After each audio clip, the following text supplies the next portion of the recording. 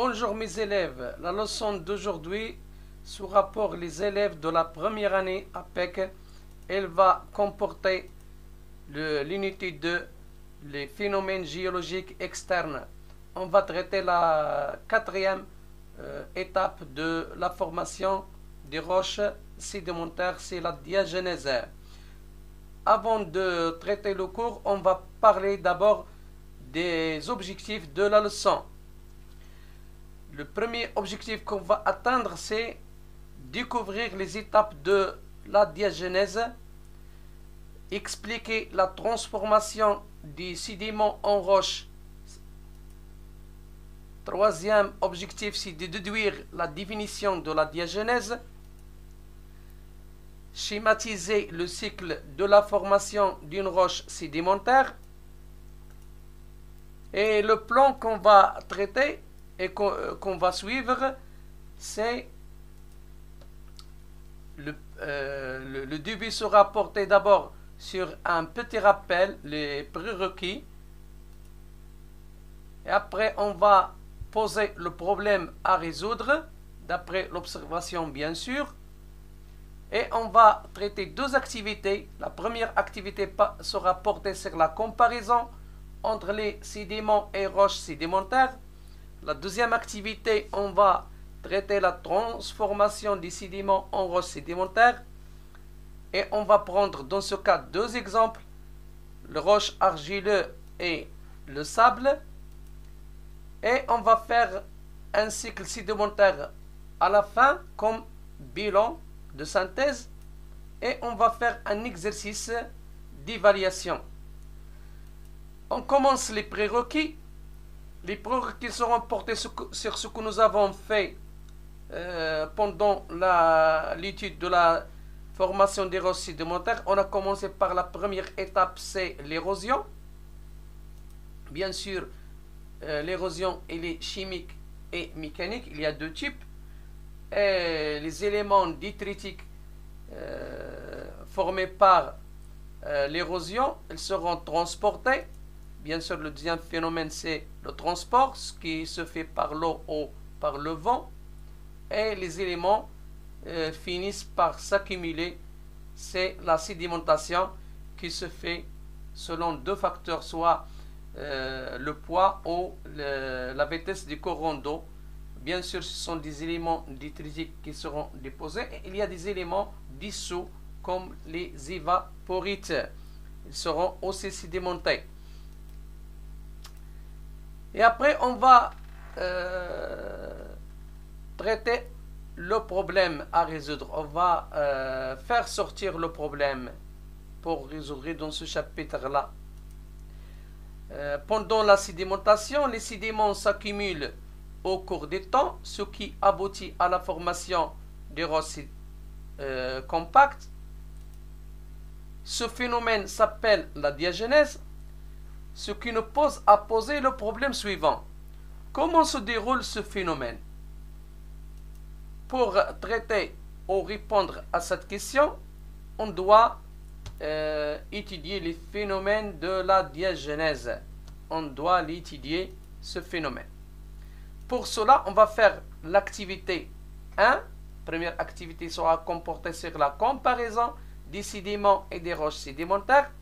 Qu'est-ce qu'on va faire dans cette comparaison? On va prendre des débris de l'érosion, c'est-à-dire le résultat de l'érosion, et on va la comparer avec une roche compacte. À gauche, je vais mettre les éléments détritiques. Voilà un exemple, un échantillon de l'argile. Ça, c'est un échantillon d'argile, il est meuble. Et avec le temps, il va se transformer en roche consolidée. C'est l'argile. Va nous donner ici de l'argile. Un autre exemple, le sable, par exemple, il est meuble, il coule entre le doigt, et avec le temps, il va nous donner le grès. Ça, c'est une roche compacte. On va prendre un autre exemple, les galets, isolés l'une de l'autre, ils sont isolés, mais avec le temps, ils peuvent donner une autre roche qu'on appelle conglomérat. Donc, on peut déduire de cette comparaison que les sédiments sont constitués par des éléments isolés ou meubles. Les roches sont constituées par des sédiments consolidés et liés l'une à l'autre et forment une roche compacte. Bien sûr, le problème posé, c'est comment se fait le passage d'un sédiment à une roche compacte. Pour répondre à cette question, on doit aussi faire l'activité 2, la transformation des sédiments en roches sédimentaires. Dans cette activité, on va prendre un exemple, le roche argileux, et on va faire un exercice intégré dans ce cas-là. Dans cet exercice, on va parler de labo argileux. Lors de son dépôt est formé de 70% à 90% de l'eau. Il peut se transformer en roche argile dans le milieu marin. Le tableau suivant montre les facteurs intervenant dans cette transformation. Voilà le tableau. Il nous montre la profondeur, la première colonne. Deuxième colonne, il y a la température en degrés Celsius et la pression en grammes par centimètre carré et la porosité en pourcentage. On va étudier ce tableau, c'est-à-dire on va poser des questions pour savoir les facteurs qui aboutissent à la transformation de l'argile en roche compacte. Donc, on va commencer à répondre à certaines questions. Parmi les questions qu'on a posées, comment la pression varie-t-elle en fonction de la profondeur? Pour répondre, on va prendre deux colonnes parce que le tableau, il y a 4 colonnes, mais les colonnes qui sont intéressées ici, c'est la pression, la colonne de la pression et la colonne de la profondeur. Voilà les deux colonnes, la profondeur et la pression. Si on observe la colonne de profondeur en mètres, 0 si on est à la surface, 500 mètres à 50 000 mètres de profondeur. La pression, elle passe de 0 à 70 1200. Donc, on observe lorsque la profondeur augmente, la pression augmente. C'est ça la réponse. La pression augmente avec l'augmentation de la température, tout simplement. La deuxième question, comment la température change-t-il en fonction de la profondeur? Bien sûr, voilà le tableau. La profondeur, première colonne, deuxième colonne, c'est la température.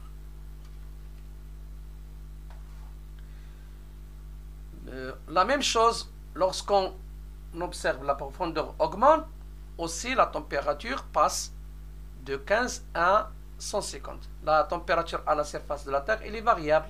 Il peut prendre 10, peut prendre 5, ça dépend. C'est pour cela qu'ils n'ont pas mis la température ici, parce qu'il est variable.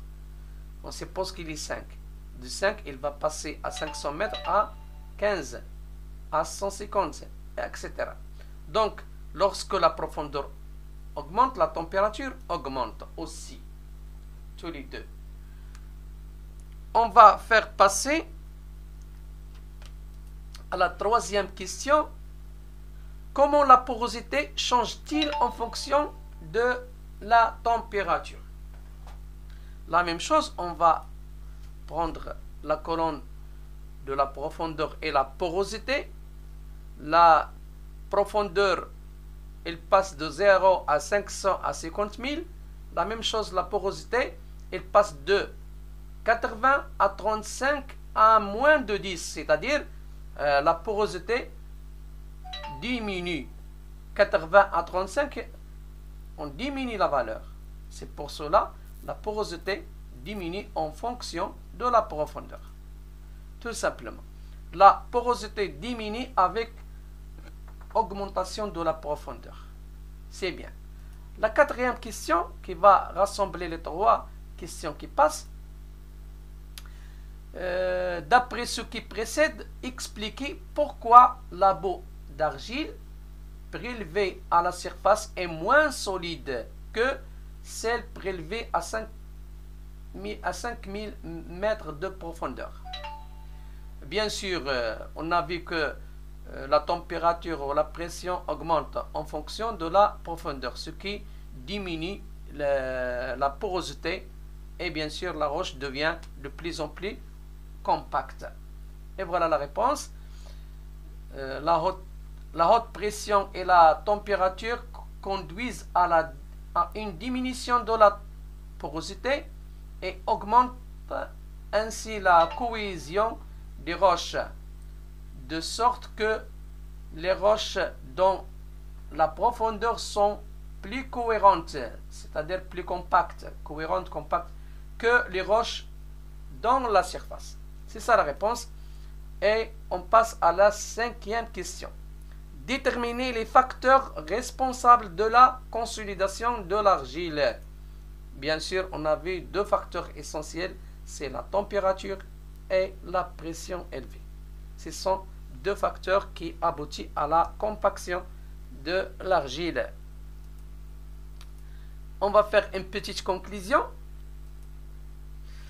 La sédimentation des éléments argileux est suivie d'une compaction et d'une déshydratation qui transforme lentement et progressivement les sédiments argileux gorgés d'eau en roches sédimentaires. C'est la diagenèse. La déshydratation et la compaction sont dues à la pression liée au poids des sédiments et à la température. Et bien sûr, ça se fait dans un milieu marin où il y a de l'eau. C'est pour cela il y a une compaction, mais dans les milieux désertiques où il y a de sable seul, comment ça se fait le phénomène de compaction de sable? On va prendre le sable. Dans un désert, il y a des dunes. Voilà une dune de sable. Ce dune il est constitué par des grains isolés, libres. C'est pour cela le sable est une roche meuble. Il coule entre les doigts. Donc, une dune de sable, voilà, elle est exposée à la pluie et lorsque la pluie tombe, elle sera enrichie avec le CO2, c'est-à-dire il va devenir acide. Le sable est constitué par des grains et constitué par des débris de coquilles et des calcaires et ainsi de suite. Donc, la pluie acide il va faire dissoudre les éléments calcaires ici. Ici, il y a une couche imperméable qui ne laisse pas l'eau s'infiltrer. C'est pour cela qu'il va se constituer une dissolution calcaire. Ici, une dissolution calcaire qui va se constituer et ne sera pas filtrée parce qu'il y a une couche imperméable ici. Ne laisse pas l'eau traverser la couche. Et après, lorsqu'il y a du soleil, il y a un échauffement, il y a évaporation de l'eau et de CO2. Tous ces 2 constituants, ils vont s'évaporer et ils vont laisser le ciment calcaire qui va souder les grains de sable entre eux. Et il va donner une nouvelle roche, la calcarinite, ce qu'on appelle la calcarinite. Donc, c'est ce phénomène, c'est une cimentation. C'est une cimentation des grains de sable dans ce cas-là.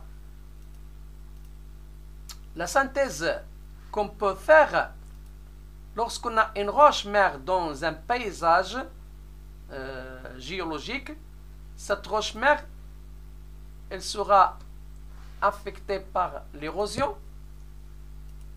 L'érosion soit chimique ou mécanique, bien sûr, elle sera fragmentée, les débris ou bien les résultats de l'érosion seront transportés, soit par l'eau ou le vent, et elles vont se sédimenter dans un milieu, soit les rivières, soit la plage, soit la mer, ce sont des milieux de sédimentation. La sédimentation dépend du courant d'eau et du poids des sédiments, bien sûr. Et après, ces sédiments seront consolidés et seront transformés en roche. C'est le phénomène de la diagenèse. Ça se fait par deux mécanismes, soit la compaction ou la sédimentation. Et après, on va obtenir une nouvelle roche sédimentaire sous forme de couche posée horizontalement. On peut l'appeler aussi une roche mère qui sera infectée par l'érosion de nouveau. Donc, on a obtenu un cycle. Ici, on a un cycle, ce qu'on appelle un cycle sédimentaire. Donc, après, on va faire un petit exercice d'évaluation. Donc,